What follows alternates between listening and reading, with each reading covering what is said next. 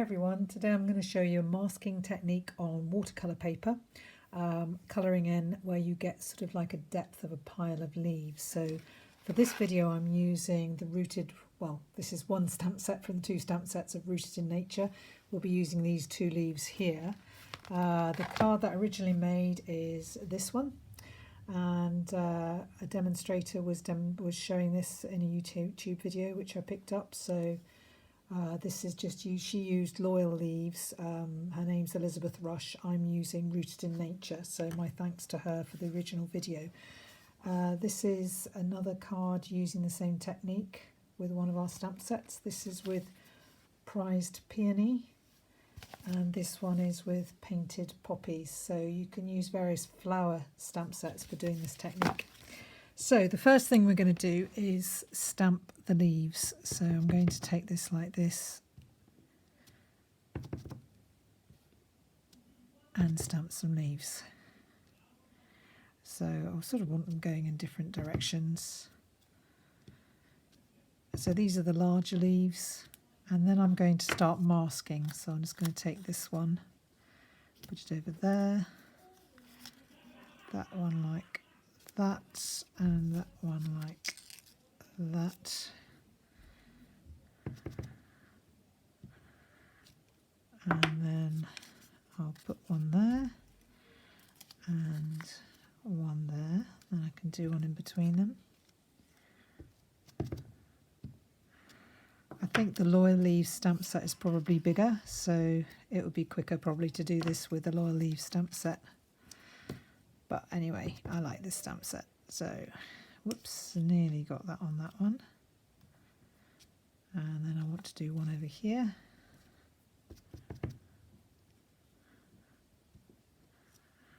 And then, whoops, that one's got right on there. And then I want to do one over here. So that's going to do one there like that. And then I'm going to bring in the smaller leaf and do that here.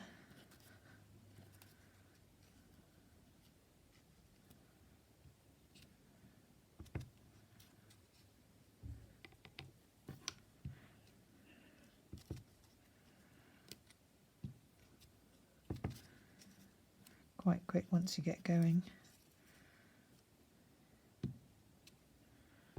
And that's probably just about enough, I think. Yeah, that's pretty well covered. Another one up there, perhaps. Yeah, okay, so that was Cinnamon Cider that I've stamped this one in.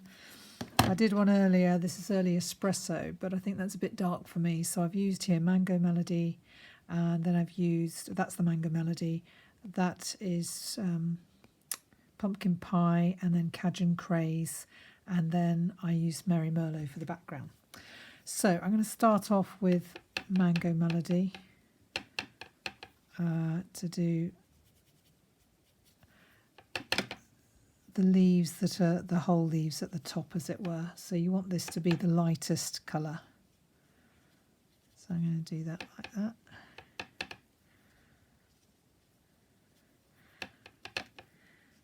And I want it to stand out.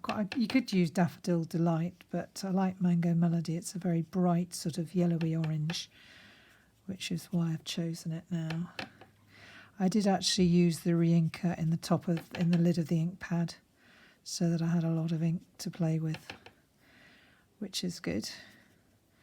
So that's what I might just do one more. This one here. There we go, that's that lot. I've got some kitchen towel just to mind you, because I'm going from lighter to darker. It's not so important to have to clean it off in between. It's if you've got a darker colour that you don't want to mix with a lighter colour. So here's the pumpkin pie going on. I've no idea what this is going to turn out like, not having tried it with cinnamon cider before. Probably another time I would stamp off the cinnamon cider.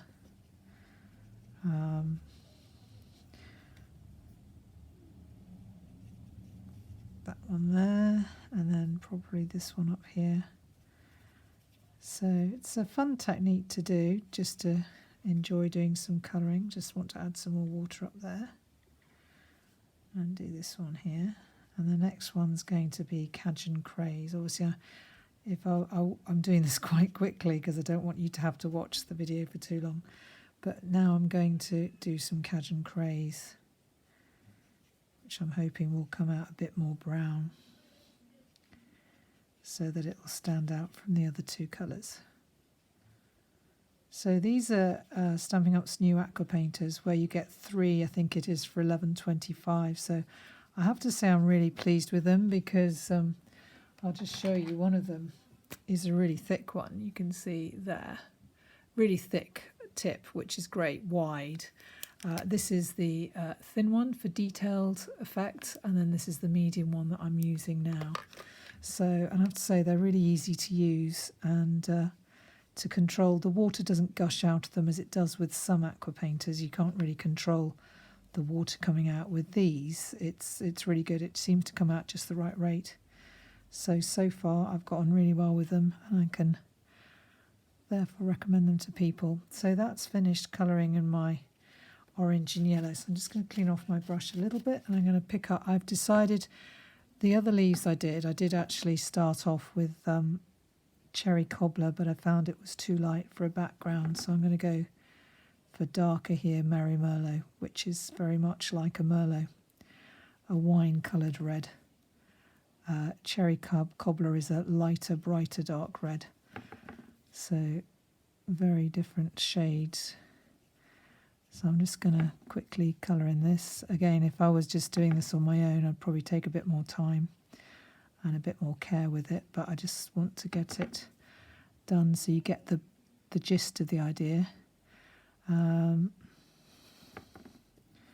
There's quite a few different stamp sets you could do this with, anything with flowers, leaves, something that's quite straightforward to colour. You don't want to spend hours colouring lots of detailed pieces. I haven't got Loyal Leaves yet, but I must say I'm thinking of getting it because it's got a ginkgo biloba in it, which I absolutely love ginkgo biloba. One of my sons is doing a 3-year diploma course at Kew, and when we went to visit him, I think it was sometime last year, he pointed out the ginkgo biloba tree to me, and I was just so thrilled to see it because I just love ginkgo biloba. But I guess these are beech leaves. I don't really know. I need to find out. I need to ask him what they are. They look a bit like beech leaves to me. They're definitely not oak leaves. I've always wanted to know a lot about identifying trees, but I only know a few.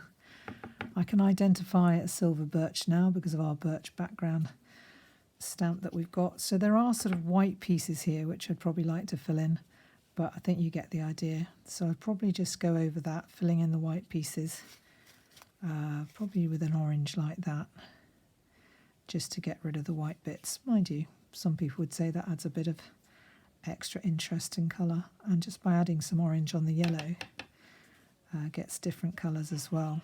So there we go. So that's the finished product. I'm pleased with that one. I actually prefer that one to that one, so I wouldn't use the early espresso. This was with the cinnamon cider, and next time I might even stamp it off first before I stamp it on. Obviously you could also use an ink like Stays On or archival ink that's going to be permanent, that isn't water-based. So this is water-based ink, and therefore the veins disappear a little bit as you watercolour it, but I'm really pleased with that one.